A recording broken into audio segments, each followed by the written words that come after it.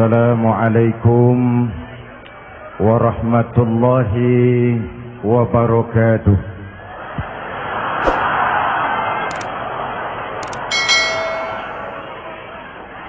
Alhamdulillahillazi anzalal Qur'an hudan linnasi wa bayyinatin minal huda wal furqan. Wassalatu wassalamu ala asyrafil anam wa ala alihi wa ashabihil kiram, amma ba'du. Saudara-saudara hadirin yang saya hormati, yang berbahagia,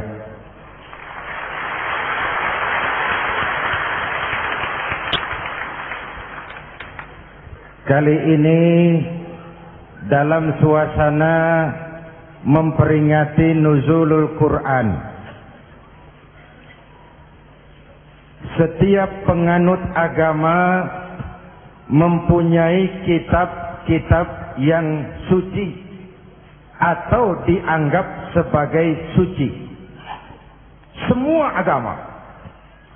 Orang Nasrani punya kitab Injil. Orang Yahudi punya kitab Taurat. Orang Hindu punya kitab Weda. Orang Buddha punya kitab Tripitaka. Pengikut Konghucu punya kitab Tao Te Ching. Orang Majusi pengikut Zoroaster punya kitab Zen Avesta. Orang kebatinan punya kitab Serat Centani, Hidayat Jati atau Darmo Gandul.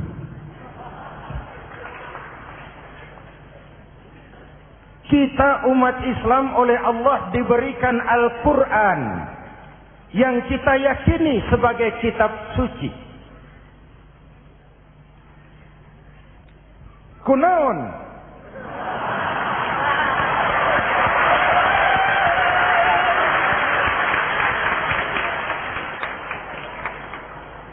Apa kunaon itu?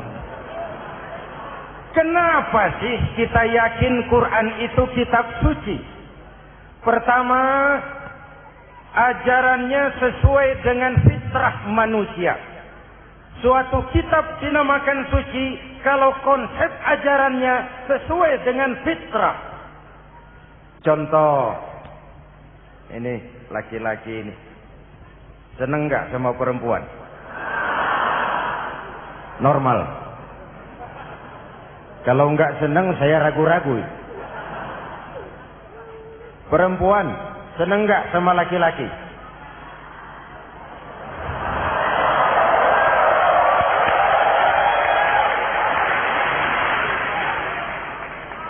Ini fitrah. Laki-laki suka perempuan, perempuan suka laki-laki. Quran memahami itu. Hai laki-laki, kau senang dengan perempuan. Hai perempuan, kau suka dengan laki-laki. Oke, lewat sini, lewat pintu yang disebut nikah. Kalau kitab suci melarang nikah, itu bertentangan dengan fitrah manusia. Maka dalam Quran, mulai dari umat sampai ulama dan segala profesi dianjurkan nikah. Kalau kiai tidak boleh nikah, saya pilih mengundurkan diri, Pak.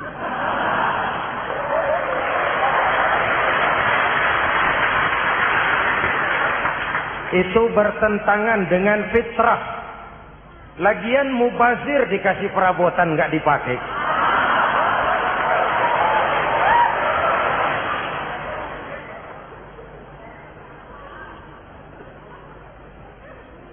Fitrah.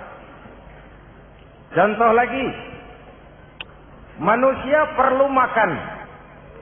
Kalau ada kitab suci menyuruh puasa terus dari pagi sampai sore, sampai malam, sampai pagi lagi, eta teh kitab gelo.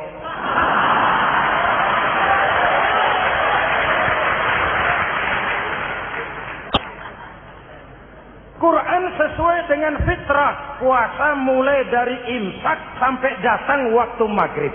Puasa ngebleng dari pagi sampai sore sampai malam merusak kesehatan. Malam berpuasa boleh bergaul dengan istri. Kenapa? Fitrah. Kalau siang tidak boleh, malam tidak boleh, sebulan penuh panas kepala.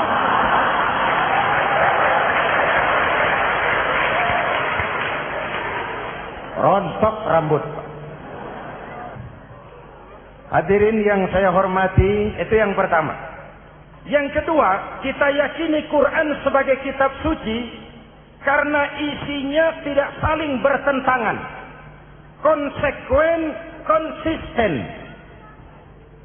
Kalau ada satu kitab, di satu ayat mengajarkan Tuhan Esa, di lain ayat mengajarkan 3, liar itu maksud.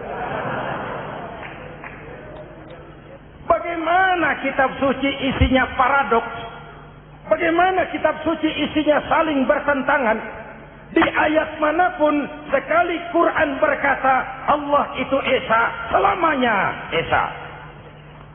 Isinya tidak saling bertentangan.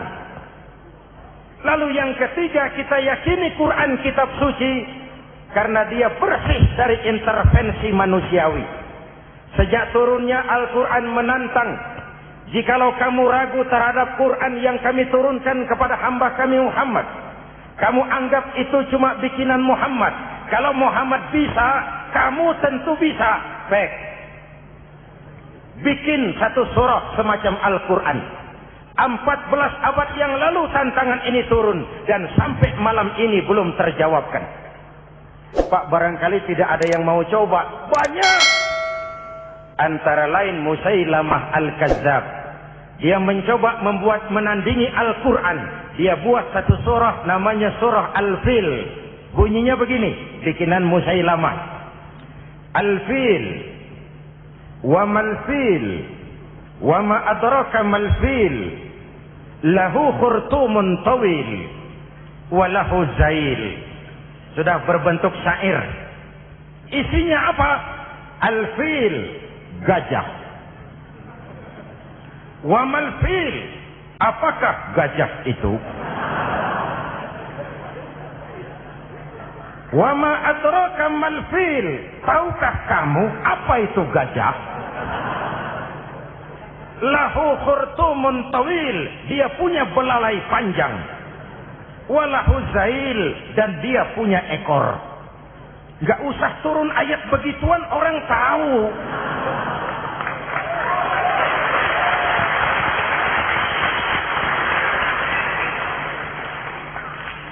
Kalau redaksi mendekati, maka isi jauh panggang dari api.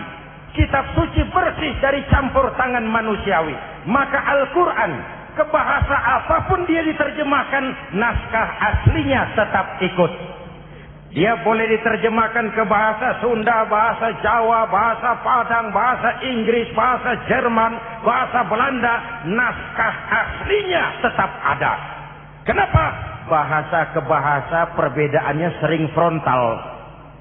Kalau dari gelas menjadi gelas, eta mah caket. Dari lem menjadi lampu, itu masih serumpun.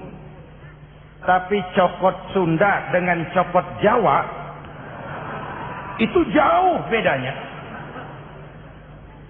Atos Sunda dengan atos Jawa, itu jauh. Ulama Sunda sama ulama Jawa nggak pernah akur kalimat atos ini.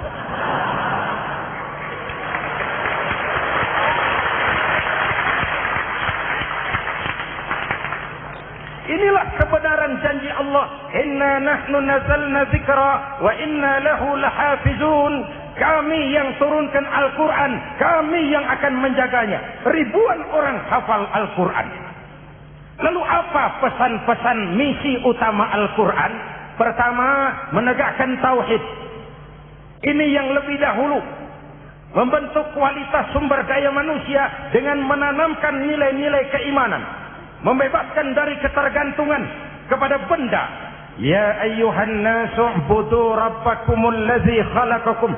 Hai manusia, Tuhanmu yang perlu kau sembah hanyalah Tuhan yang telah menciptakan kamu. Jangan menyembah Tuhan yang tidak pernah menciptakan kamu. Mengapa kau menyembah harta padahal dirimu lebih berharga dari harta? Kenapa kau menyembah pangkat dan jabatan padahal dirimu lebih berharga dari pangkat dan jabatan?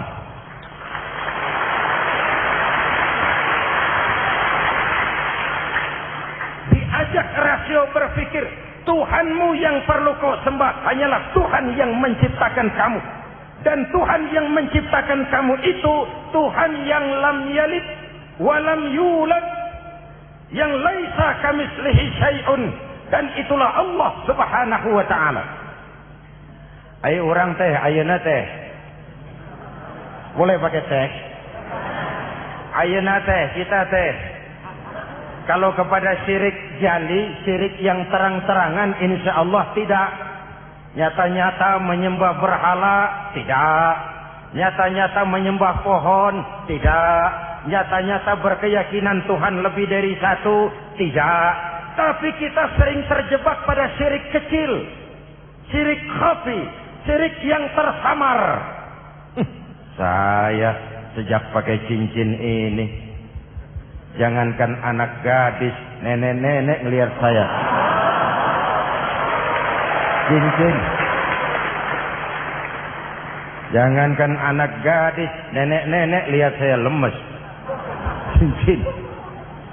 Ini saya sejak ada perkutut di rumah ini dagang lancar perkutut. Ini Ramadan bulan penempaan nilai-nilai keimanan. Misi utama Quran menegakkan tauhid, memerangi kemusyrikan, membebaskan manusia dari ketergantungan kepada benda. Dari situ kualitas sumber daya manusia dimulai. Saya sering ungkapkan selama ini sistem pendidikan kita cuma mengisi otak, bukan membentuk watak.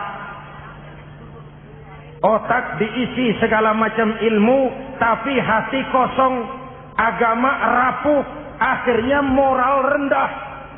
Muncul manusia-manusia yang pintar, cuma sayang tidak benar. Indonesia kita bangkrut, Indonesia kita terpuruk, Indonesia kita sakit sekarang ini. Kan ulahnya orang-orang yang pintar tapi tidak benar.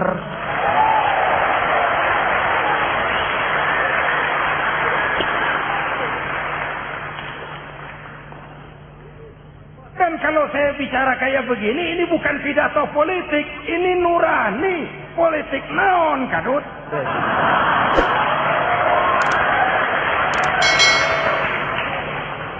Ini nurani, ini tanggung jawab sebagai anak bangsa.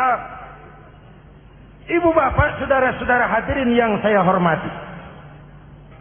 Rasul kalau masuk sepertiga yang akhir, sing-singkan lengan baju, hamparkan sajadah, lebih banyak di masjid daripada di rumah. Itu Rasul. Maka sepertiga yang akhir masjid makin ramai.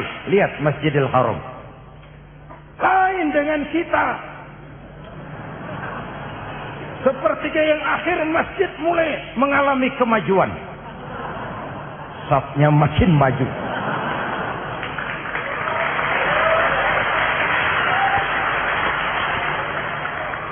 Pasar ramai, terminal beludak. Padahal sepertiga yang akhir itu puncak. Padahal di situ nilai tambah. Dan anggap ini Ramadan terakhir yang diberikan Allah kepada kita. Kenapa? Memang tidak ada jaminan tahun depan ketemu Ramadan lagi.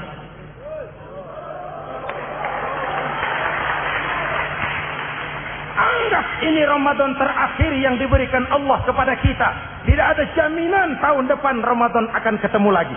Tidak ada jaminan. Manfaatkan peluang ini untuk melakukan pemutihan. Semua kita melakukan introspeksi. Tidak tahu kita Ramadan tahun depan nanti masih ketemu apa tidak. Sebagaimana kita tidak tahu kita masih hidup atau tidak. Hadirin yang saya hormati. Misi kedua Al-Quran, persaudaraan, kebersamaan atas dasar keadilan dan kebenaran. Manusia bersuku-suku, ya. manusia berbangsa-bangsa, memang itu diakui oleh Al-Quran. Inna khalaqnakum min dzakari wa untha wa ja'alnakum syu'uban wa qabaila. Kami ciptakan kamu dari laki-laki dan perempuan. Kami jadikan kamu bersuku-suku dan berbangsa-bangsa. Apa tujuannya? Agar kamu saling mengenal satu dengan yang lain. Persaudaraan, kebersamaan atas dasar keadilan dan kebenaran. Yang terlepas dari ras. Dari manapun orang datang, apapun warna kulitnya, dari suku apapun ia dilahirkan, kalau akidahnya sama, itu kan saudara kita.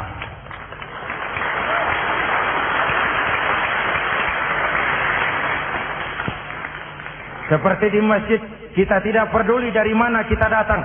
Yang datang dari kidul, madhab ngulon mang.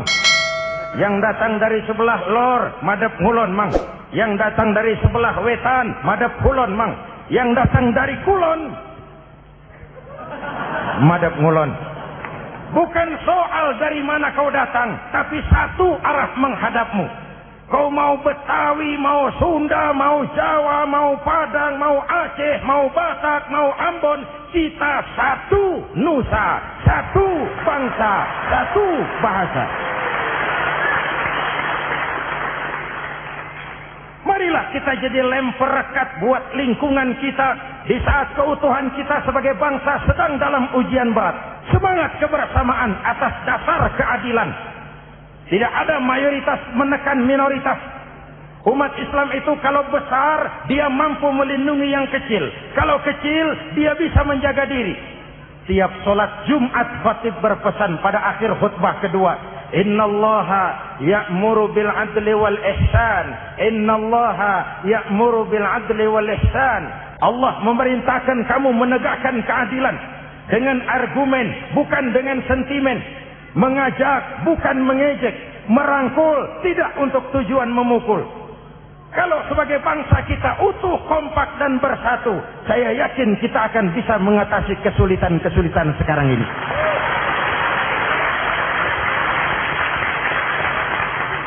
Kan kita prihatin kadang-kadang tawuran antar desa, antar RT, antar RW, antar kecamatan, sampai antar elit di atas. Makanya saya ulang lagi pesan ini. Kalau elit di atas tawuran, jadilah penonton yang baik.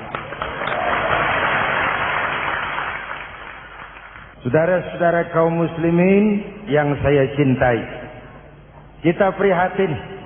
Kita seakan tercabut dari akar budaya kita sebagai bangsa. Kenapa kita yang berfalsafahkan Pancasila? Kenapa kita yang berketuhanan yang Maha Esa tiba-tiba jadi beringas dan brutal? Ada maling ayam ketangkap, disiram bensin, dibakar hidup-hidup. Kok kita bisa begitu? Street justice, pengadilan jalanan mulai tegak. Iyalah kita tidak puas dengan kerja aparat kita, tapi jangan main hakim sendiri. Ini negara, bukan hutan.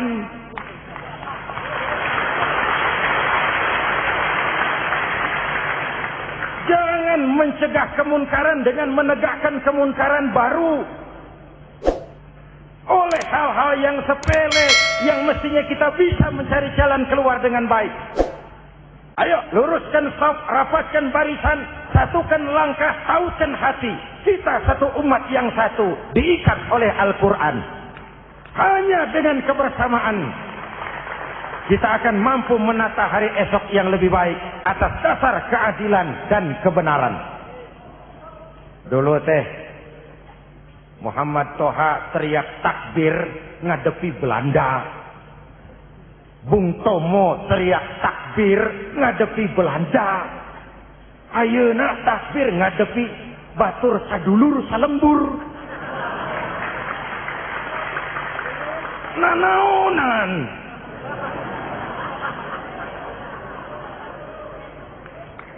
Bung Tomo teriak takbir, Muhammad Toha teriak takbir, yang dihadapi jelas penjajah Belanda.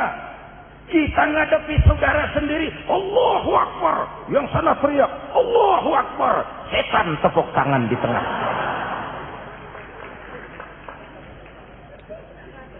Yuk kita rukun yuk, kita kompak yuk, kita bersatu yuk, kita pulang yuk.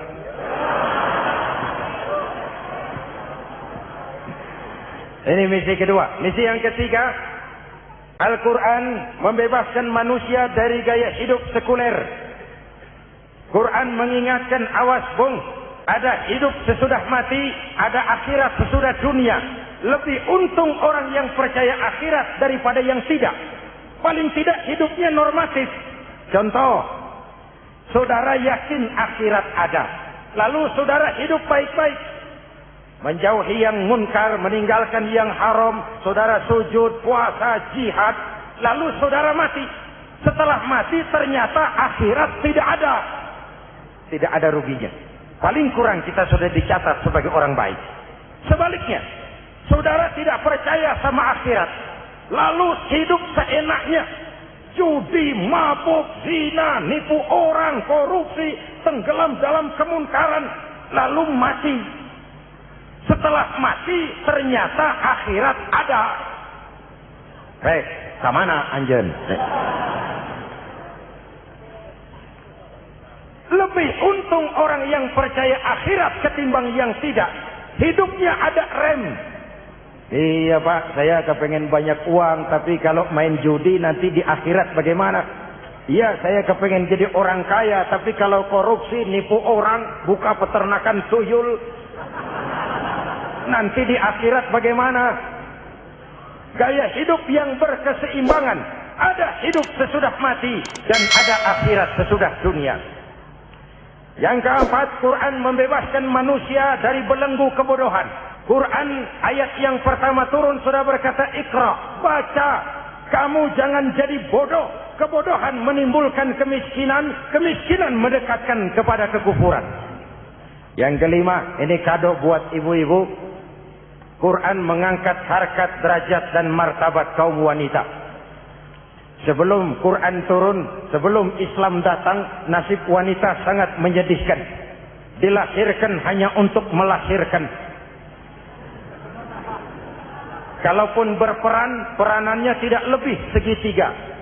Dapur, sumur, kasur. Kasur, sumur, dapur. Dapur, sumur, kasur. Wanita dilecehkan, sekadar alat pemuas nafsu. Datang Islam, Rasul terenyuh. An-nisa imadul bilad. Wanita adalah tiangnya negara. Jikalau baik wanita, baik negara. Jikalau rusak wanita, hancur negara. Karena wanita, negara jaya. Betul?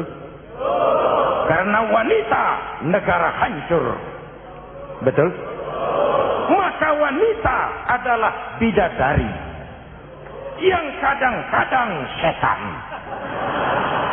Kadang-kadang.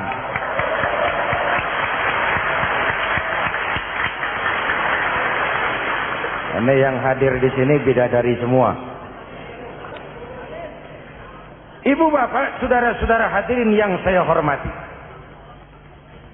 Lalu bagaimana sikap kita terhadap Al-Quran?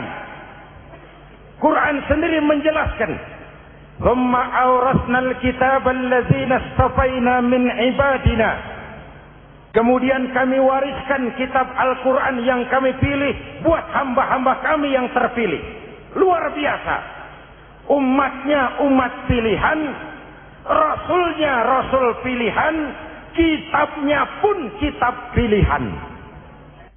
Kami wariskan Al-Quran kepada hamba-hamba kami yang kami pilih. Bagaimana sikap mereka setelah menerima Al-Quran? Terbagi tiga. Pertama, faminhum zalimun li nafsihi. Di antara mereka ada yang setelah menerima Al-Quran lalu zalim kepada dirinya sendiri. Diterimanya Al-Quran dengan lidahnya, tapi ditolak dengan perbuatannya. Mulutnya menjunjung Al-Quran, perbuatannya menginjak Al-Quran. Quran bilang ke barat, dia pergi ke timur. Quran bilang ke selatan, dia berangkat ke utara. Quran bilang haram, dia terjang. Quran bilang halal, dia tidak mau. Orang seperti itu tidak zalim kepada Allah, tapi zalim kepada dirinya sendiri. Apa kalau kita tidak sholat, Allah rugi? Apa kalau kita tidak bayar zakat, Tuhan bangkrut? Apa kalau sedunia tidak ada yang sujud, Tuhan berhenti jadi Tuhan? Kita mau lakon apa, Allah tetap Allah. Kau mau jadi orang baik-baik, mau jadi bajingan paling tengik, mau jadi orang soleh, mau jadi orang salah, Allah tetap Allah. Kita hanya zalim kepada diri kita sendiri. Ini kelompok pertama, menerima Quran dengan ucapannya, tapi menolak dalam perbuatannya. Mudah-mudahan kita yang termasuk golongan ini. Amin. Yang kedua, wa minhum muqtasid. Di antara mereka ada yang menerima Quran 50-50. Separuh-separuh. Yang enak dilaksanakan, yang berat ditinggal. Padahal pada sisi lain Quran mengajarkan masuklah ke dalam Islam secara total. Kafah, jangan separuh-separuh. Ini watak munafik. Kalau dilihat Islam menguntungkan, rame-rame teriak Islam. Ketika diminta berjihad, diminta berkorban, diminta zakat, rame-rame mengundurkan diri. Saya bangkrut Pak, saya miskin Pak, saya pailit Pak. Mental itu dalam awal-awal Baqarah dijelaskan. Kullama adha'a lahum masyaw fihi wa idza azlama 'alaihim qamu. Kalau terang mereka berangkat, kalau gelap mereka mandek. Itu ciri orang munafik beragama. Kalau Islam menguntungkan, rame-rame teriak Islam. Ketika diminta berjihad, berkorban, berjuang, rame-rame mengundurkan diri. Muqtasid. Golongan yang ketiga, ini yang ideal. Wa minhum sabiqum bil khairati biiznillah. Di antara mereka ada yang setelah menerima Al-Quran lalu berlomba-lomba mengamalkannya, berlomba-lomba melaksanakannya. Jangan sampai yang baca Quran dengan suara merdu dapat piala, yang mengamalkan Quran dengan konsekuen dapat penjara.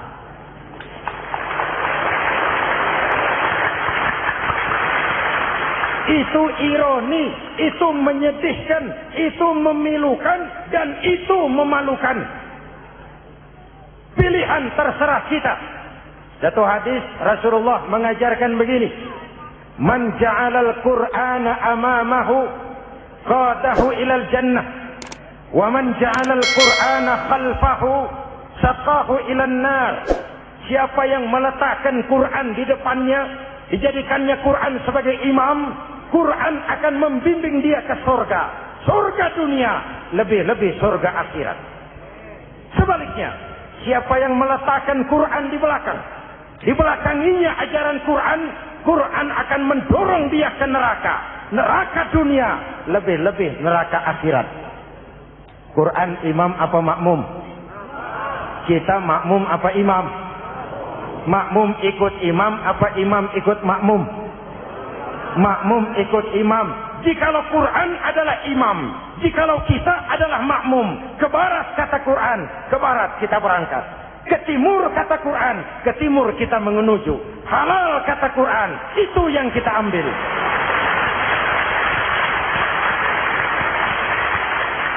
Mari kita jadikan Ramadan sebagai bulan di mana sedikit demi sedikit kita berupaya kembali menjadi generasi yang Qurani. Rasulullah pernah ditanya, kalau Tuhan wafat ya Rasul, kemana kami minta nasihat? Aku tinggalkan kamu dua nasihat. Satu yang diam saja, satu yang bisa bicara. Yang bisa bicara apa ya Rasul? Al-Quran. Minta nasihat Quran. Yang diam saja apa ya Rasul? Maut. Dalam hidup ada dua nasihat. Nasihat yang bisa bicara, Al-Quran. Nasihat yang diam saja, maut. Mau dagang, minta nasihat Quran. Mau bertetangga, minta nasihat Quran. Itu nasihat. Nasihat yang kedua, diam saja, tahu-tahu datang maut. Makanya anggap ini Ramadan terakhir yang diberikan Allah kepada kita. Karena tahun depan tidak ada jaminan kita bertemu Ramadan. Manfaatkan 10 yang akhir untuk meningkatkan nilai ibadah kita kepada Allah Subhanahu wa taala. Hadirin, kita sudah mendekati akhir, saya akan baca doa. Mari kita Fatihah. Semoga kita semua dalam perlindungan Allah. Ala hadhihi niyyah wa ila hadratin nabi. Al-Fatihah.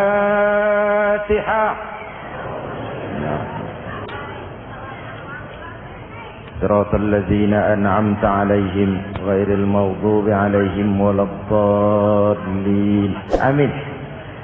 Bismillahirrahmanirrahim. Rabbana atina fid dunya hasanah wa fil akhirati hasanah wa qina adzabannar. Wassalamu alaikum warahmatullahi wabarakatuh. Jangan lupa subscribe.